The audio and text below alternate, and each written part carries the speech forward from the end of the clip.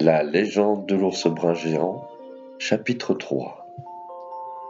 Mais tandis qu'il marchait en narrant cette histoire, et cela tout en contemplant la végétation, il parvint un léger bourdonnement. Il poursuivit sa marche et constata que le bruit s'accentuait. Peu à peu, il remarqua que le chemin se dégageait et que la bordure de la forêt, de part et d'autre, s'éclaircissait. Il vit alors un gigantesque arbre couché au travers du sentier, quand l'inattendu arriva. Là, il tomba nez à nez avec un ours. C'était un gigantesque ours brun adulte. Mais plus étrange que sa taille fut qu'il portait un foulard bleu et blanc autour du poignet, un collier de lierre au cou orné d'un petit pendentif. L'ours se trouvait à quelques pas de lui, tranquillement assis sur le tronc, fraîchement déraciné.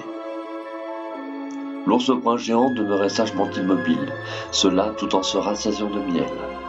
Mais il ne semblait pas être dérangé par la présence du libivien, et encore moins par l'approche rapide d'abeilles géantes, qui bourdonnaient et virevoltaient tout autour de lui. L'ours porta son regard alors sur une créature située non loin de là. Cette créature-là, un petit écureuil tout blanc, qui d'un mauvais œil le dévisageait. L'ours, les yeux tout ronds, noirs comme le charbon, fixait celui-ci.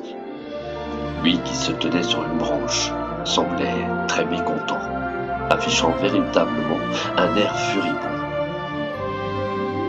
Mais ce que ne remarqua pas le petit écureuil, c'est que lui-même était observé. Et cette autre créature qui avait le regard porté sur lui était un magnifique faucon argenté qui tournoyait et flirtait au-dessus des cimes vertes. Si le petit écureuil avait eu la faculté de lire dans les pensées du faucon, il aurait rapidement compris que ce volatile-là avait également trouvé un mets de choix. Et ce mets-là, c'était lui.